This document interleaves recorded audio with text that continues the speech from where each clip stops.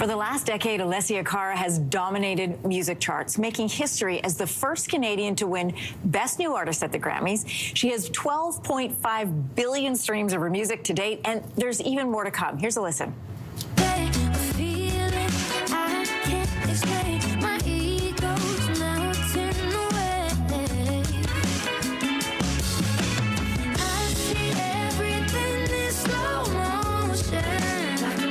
Already, what you just heard is a snippet from Alessia's new album called Love and Hyperbole. And we're so excited to have Alessia in the studio with us today to tell us more about it. Good morning. Good morning. How are you? I always love watching artists respond to their own music. You just heard that playing in the studio. What do you think about when you hear that song being played? You look like you're having a good time. I was, yes. I feel like, I mean, hearing your own voice can always be a little jarring. Yes. I'm sure someone on TV, you could probably maybe feel the same. Yeah. And I know a lot of artists feel that way, but I also am just really excited about this music. So it is kind of, it's a nice feeling to be able to listen back and not be like, too much. Like, I actually really do. I mean, I enjoy all the music that I've made, but this album in particular is my favorite thing I've ever made. So I do enjoy listening to it. Okay, you said sometimes when you look back, I'm going to take you back a little bit because you did an interview with us in 2020, 5 years ago.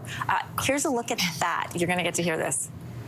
The songwriter one is always a little closer to my heart just because that's, you know, what I do for a living, and I pour my heart and soul into my music. I know that sounds very cheesy, but it's the truth. And so getting acknowledged for my work. Obviously, this is during COVID time. Really, so you were, I think you were in your kitchen or something. I was in my parents' kitchen.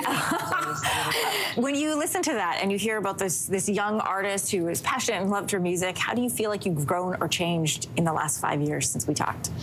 It's crazy. It's crazy that it's been 5 years. I can't believe it, because I look at that version of myself, and on one end it feels like it was like 2 days ago, and then on another end it feels like a million years ago, and like a million versions of myself ago.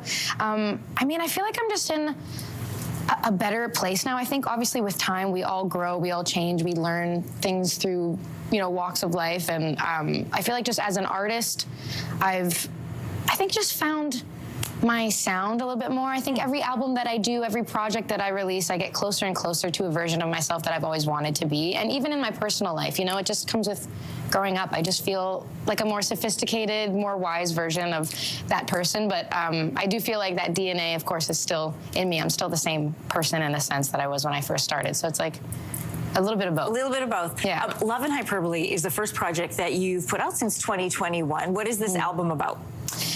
So this album is honestly about kind of like a retelling of the last 3 years of my life, and you know, all the different things that I experienced, you know, specifically surrounding love, whether it's romantic love, self-love, just love of life, and kind of learning how to reshape my love of music, to be honest. There was a period of time where I didn't really make any music, and I kind of had to rediscover my love for that. Why didn't you make any music? I don't know. I think I just kind of needed to step back from it a little bit. I think I just have been doing it for, you know, at that time, for the last like 8 years of my life, and you know, it kind of becomes your identity for a little bit, and it's hard to continue creating from experience when you don't have a lot of experiences to, you know, pull from, right? Yeah. So I kind of had to live a little bit of life and figure some things out. And this album is basically about that process over, you know, the last 3 years. You share some of that process with us. We went scrolling on your Instagram. You recorded this entire album live, which I love. Very old school, very organic. I want to share with everybody what you put up on social media and then ask you about it. Okay. Hello.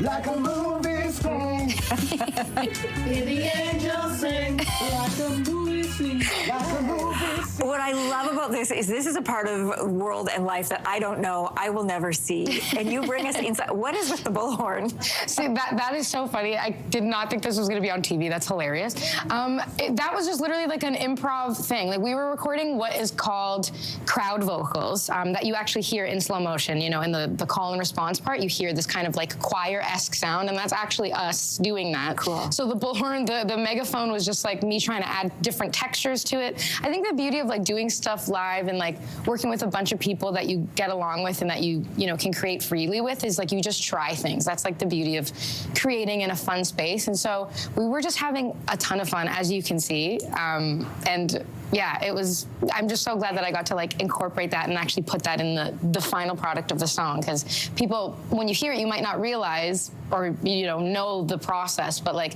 me knowing what it took to get there, and like I just think of all those memories, and it's really fun. So I'm glad that you came back. I'm glad you're back in the city, and I'm glad you're in the studio this time, not in your parents' kitchen. I know. I'm glad that we can do this again. This is nice. All right, thanks, Alessia. Thank you.